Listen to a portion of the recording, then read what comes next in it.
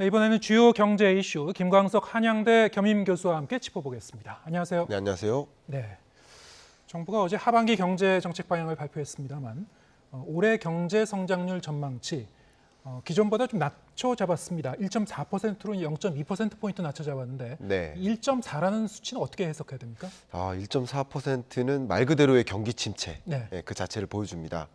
우리나라가 근래 이런 경제 성장률을 계산하는 통계, 국민계정 통계가 집계된 이래로 4번의 경제 위기가 있었습니다. 네. 한 번이 1980년 오일 쇼크 이후의 충격, 마이너스 1.7% 역성장했고요. 1997, 8년에 외환위기 왔었죠. 이때도 역성장. 그리고 2008년 글로벌 금융위기, 이때 역성장은 면했지만 경제위기. 네 번째가 2020년 팬데믹 경제위기, 예. 이때 마이너스 0.7% 역성장. 근데 이 4번의 경제위기를 제외하면 23년 성장률 전망치 1.4%가 가장 낮습니다. 그러니까 말 그대로 경제위기 4번을 제외하면 가장 혹독하고 어려운 경제, 소위 경기 침체에 비유될 수 있는 그런 국면이라고 해석됩니다. 네. 경기 침체를 그대로 보여주는 숫자다. 그렇습니다. 예. 정부는 그럼에도 불구하고 이른바 이 상저하고 네, 상반기에는 좀 경기가 부진하더라도 하반기에는 좀 경기가 회복될 것이다. 네, 이런 전망을 유지하고 있습니다만 네. 이 수치로 봤을 때 이게 과연 하반기에는 경기 회복된다고 볼 수가 있는지 높을 고자를 붙일 수 있는 건지 어떻게 보십니까? 저는 그 부분에 대해서는 다른 생각을 가지고 있습니다. 예. 상반기 성장률을 0.9%, 하반기 성장률을 1.8%. 그러면 이 숫자만 보면 상반기보다 하반기가 좀 좋아진다라는 네. 표현이죠. 그래서 상저하고를 쓰는 것 같은데요.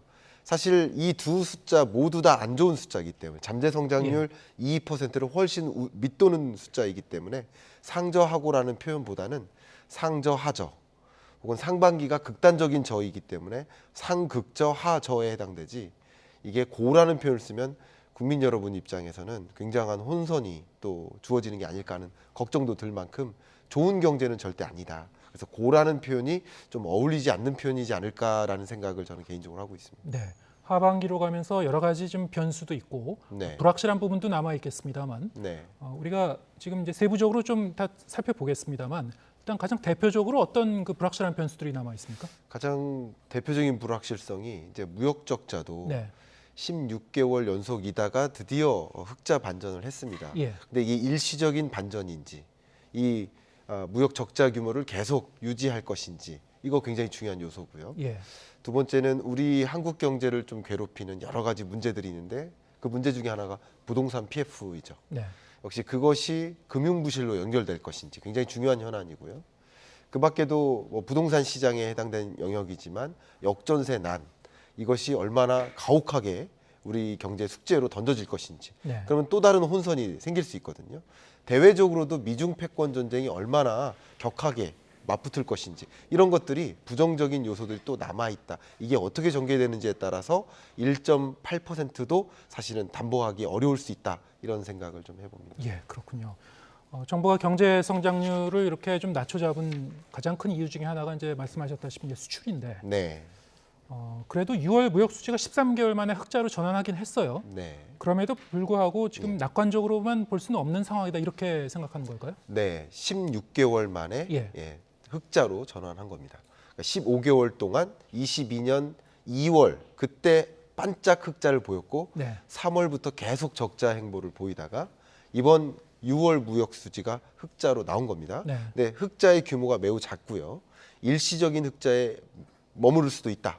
장기적으로 흑자로 전환된 게 아닐 수도 있다는 우려가 됩니다. 근데 더 중요한 것은 이 무역 적자의 배경이 수출이 늘어서가 아니라 수출도 줄고 수입도 주는데 수입이 더 줄어서였습니다. 네. 다시 말하면 수출 증가율도 마이너스고 수입 증가율도 마이너스인데 수입 증가율이 더 크기 때문에, 더 강하게 꺾였기 때문에 상대적으로 흑자의 모습을 보이고 있지만 정확히 불황형 흑자, 이런 의미를 좀 부여하고 싶어요. 예. 그렇기 때문에 좀 우려되는 것들이 좀 많이 있다, 이런 생각을 좀 말씀드립니다. 예. 불황형 흑자다. 그렇습니다. 그 내용을 보면은 생각보다 실속이 별로 없는 거다. 아직까지는. 그러니까 우리가 소위 생각하는 무역 흑자 하면 예. 수출이 느는데 수입보다 수출이 더 많아라고 예. 했을 때 흑자인데, 예.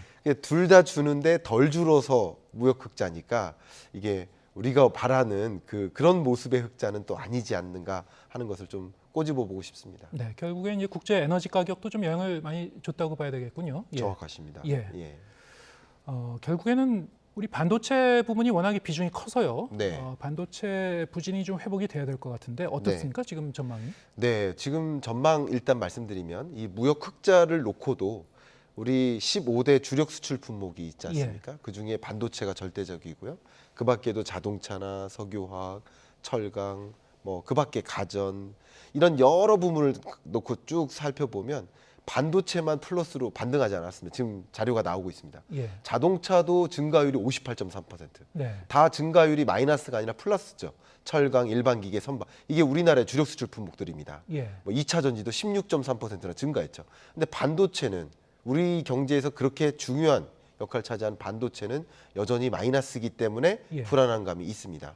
근데 좀 추가적으로 말씀을 드리면 한국 경제가 어쨌든 상반기보다는 하반기가 나았다, 좋아진다 이렇게 표현하고 있잖아요. 네. 근데 23년보다 24년이 조금 더 좋습니다.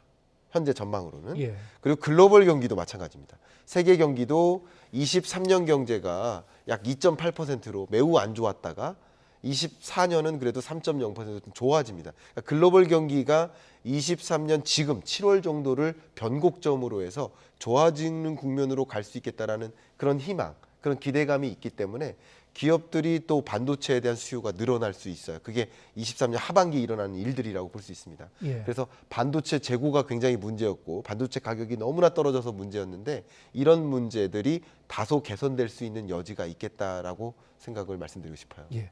대중국 수출은 어떻습니까? 네, 대중국 수출도 좀 비슷한데요. 예.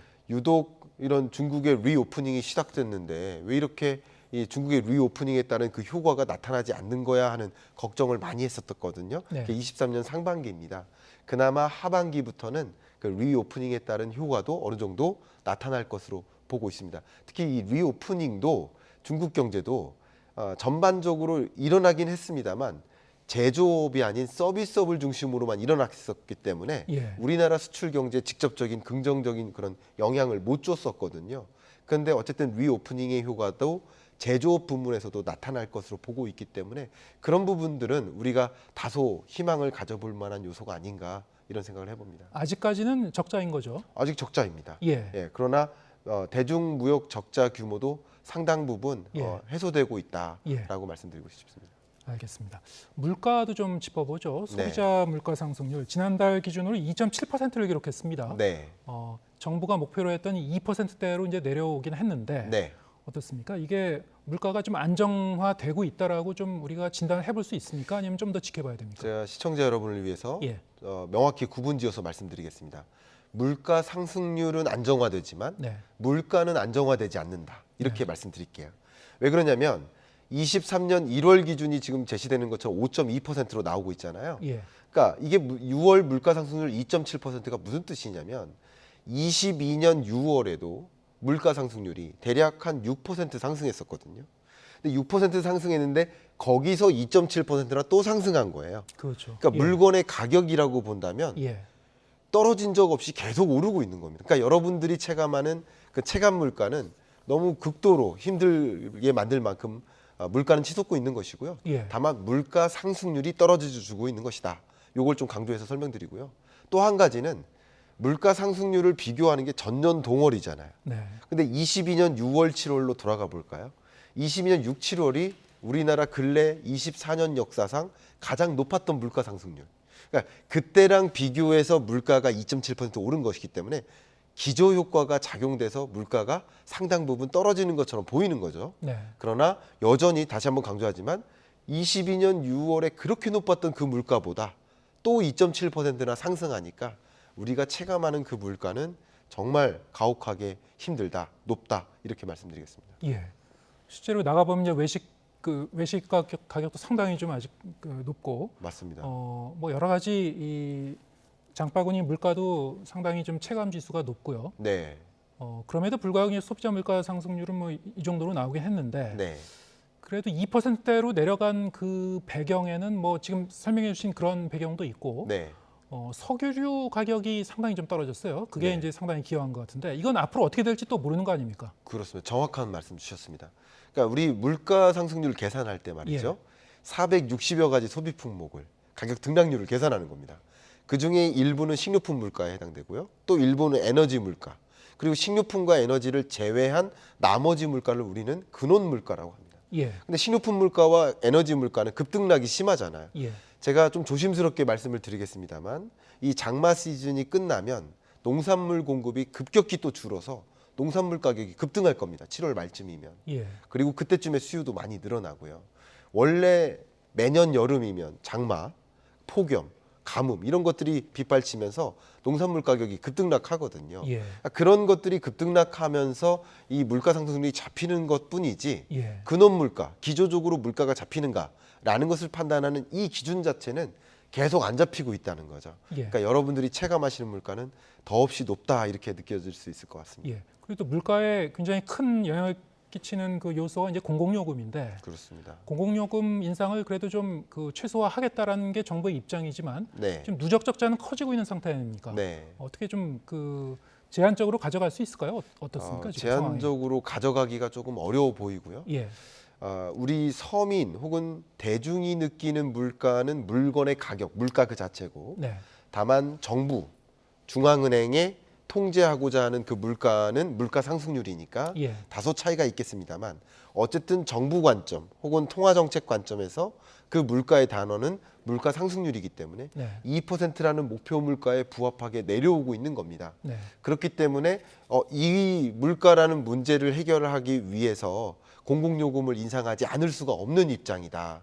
왜냐하면 적자 문제도 중요하고 물가도 역시 중요한데 둘 중에 하나를 선택해야만 하는 그 기로에 서 있다. 안 좋은 것 중에 고르는 과정이다. 이렇게 해석을 해볼 수 있을 것 같습니다. 네. 그럼 한국은행이 이번에 금통위에서 기준금리를 어떻게 할 것 같습니까? 네, 한국은행 통화정책의 목적은 2%라는 목표 물가에 부합할 때까지 예. 높은 금리를 유지하는 것이라고 해석해 볼 수 있겠는데요. 예, 어쨌든 지금의 높은 기준금리는 한국은행에 차용하고 있는 이 기준금리 자체는 어쨌든 이 충분히 높기 때문에 물가가 안정화되는데 기여한다라고 판단하고 있고 경기는 방금까지 말씀드린 것처럼 어렵고요. 네, 그렇기 때문에 우리나라 내부적으로만 보면 추가적인 금리 인상이 사실 어렵습니다. 예, 다만 걱정되는 것은 미국이죠. 미국 그렇죠. FOMC 예. 7월이 정확히 한 2주 후에 있는데요. 예, 그 2주 후에 있는 FOMC의 회의에서 추가적인 금리 인상을 단행하면 한국과 미국 간의 기준금리 격차가 2%포인트로 역대급으로 또 벌어지기 때문에 예, 그것에 따른 부작용이 있죠. 자금 유출이라든가 초강달러 이런 것들이 좀 우려되기 때문에 그것을 좀 고려하면서 추가적인 인상을 해야 될지 여부를 고민하고 있다 이렇게 해석해 볼 수 있을 것 같아요. 예, 알겠습니다. 자, 지금 그 정부 좀 세수 얘기도 좀 계속 나오고 있는데요. 네, 쓸 때는 많은데 나라 국간이 좀 비어가고 있다, 뭐 이런 그 우려가 계속 나오고 있죠. 네, 상반기에 이제 세금이 굉장히 덜 거쳤다. 네, 이 결손의 액수가 그냥 상당히 좀 많은 것 같아요. 나오는 그렇습니다. 수치가 네. 실제로 얼마나 부족한 상황이고 왜 그렇습니까? 결손 규모를 따져보면 대략 한 40조 정도 여기 예. 자료가 지금 나오고 있는데요. 36.4조 정도 전년 대비 감소했습니다.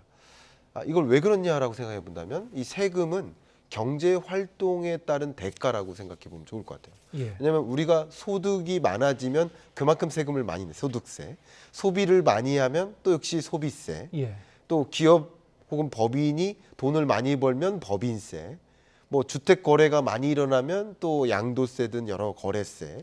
이런 것들이 경제 활동에 따른 그 반대적으로 나타나는 현상이 세수인 건데 예, 23년 안에 이렇게 경제가 침체되니까 경제 활동 규모가 완전히 쪼그라드니까 세수 규모도 같이 쪼그라드는 것이다. 그래서 세수 결손까지 일어나는 것이다. 다만 2020년 팬데믹 경제 위기 그리고 2022년 러시아 우크라이나 침공 이 두 가지 어려운 변수들을 만나면서 정부가 또 막대한 자본을 투입했거든요. 예. 그러니까 정부 예산은 투입을 많이 하는데 경제 활동은 멈추니까 소위 세수는 더 부족해지는 그런 모습이라고 해석해 볼 수 있겠습니다. 네.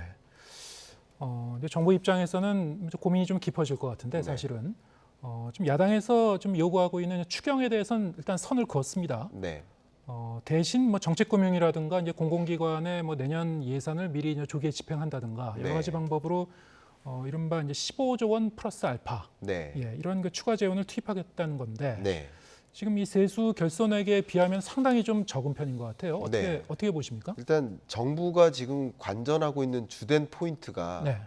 경기 부양보다는 물가에 초점을 두고 있다라고 생각을 하고요. 예. 저는 이 부분에 대해서는 잘한 선택이다라고 생각을 합니다. 예. 왜냐하면 물가라는 문제, 이 숙제를 해결하지 않고 지금에서부터 또 경기 부양적으로 움직이다 보면 이 고물가라는 문제가 해소되지 않은 채 계속 따라다닐 수 있습니다.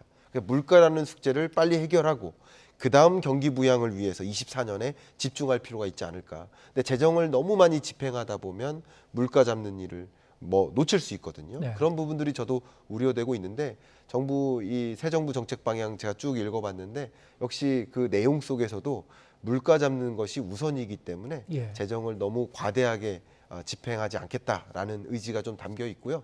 또 세계 주요 국제기구, IMF나 이런 국제기구들이 지적하듯이 지금 정부의 재정 건전성도 위협적이거든요. 예. 그런 것들도 살펴야 되기 때문에 여러 가지 면에서 고민을 많이 한 결정이지 않을까 객관적으로 저는 그렇게 생각하고 있습니다. 예, 알겠습니다.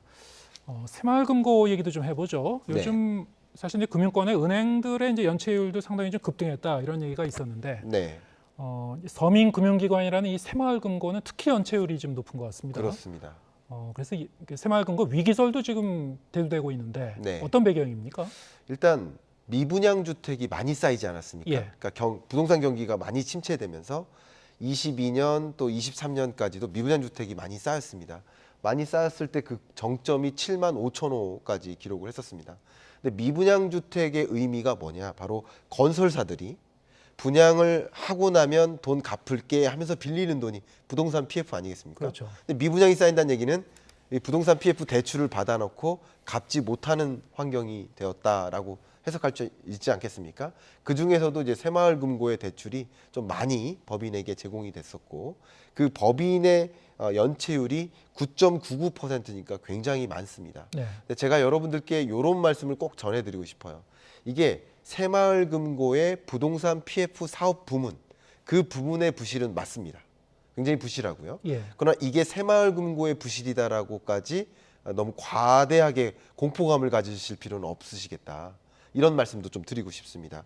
새마을금고가 2022년에 역대급 수익을 누렸습니다. 순이익이 4,700억 정도 됩니다. 예. 그러니까 새마을금고 역사상 가장 많이 돈을 벌은 그 순간이 바로 지금입니다.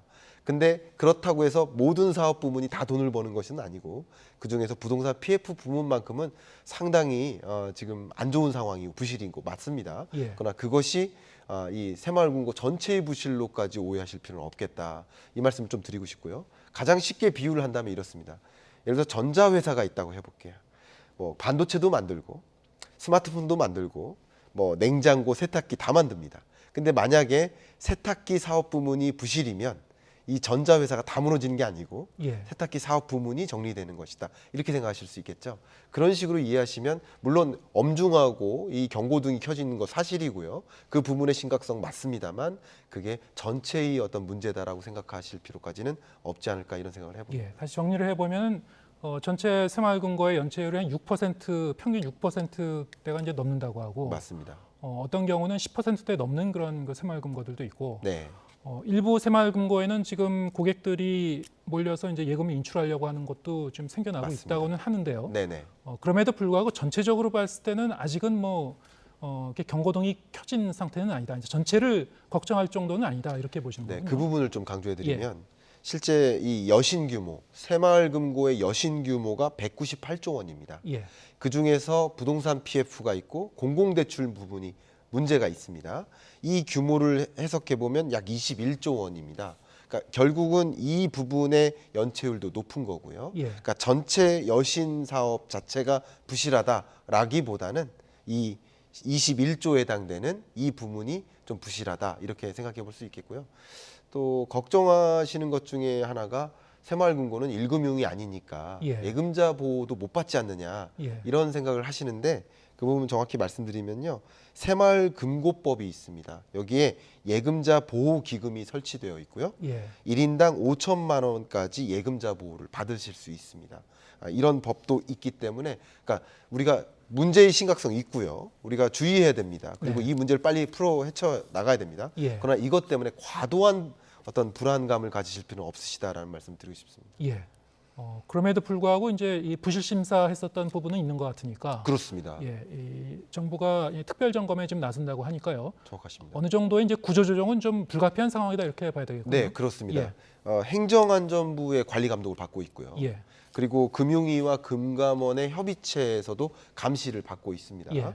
근데 행정안전부와 내일 그 협의를 합니다. 협의를 하면서 아마도 가장 부실한 그런 지역 새마을금고 이들의 부실 문제가 가장 심각한 그런 금고는 사라져야 될 것이고 혹은 M&A 인수를 통해서 네. 건전화 시켜 나갈 거라고 생각이 되고요. 그런 조치를 거치면 그래도 관리 가능한 수준이라고 이야기하는 만큼 관리가 가능한 범주 내에 오지 않을까 하는 기대도 어느 정도는 갖고 있습니다. 예, 알겠습니다. 오늘 말씀 여기까지 듣겠습니다. 김광석 한양대 겸임 교수와 함께했습니다. 네, 고맙습니다. 감사합니다.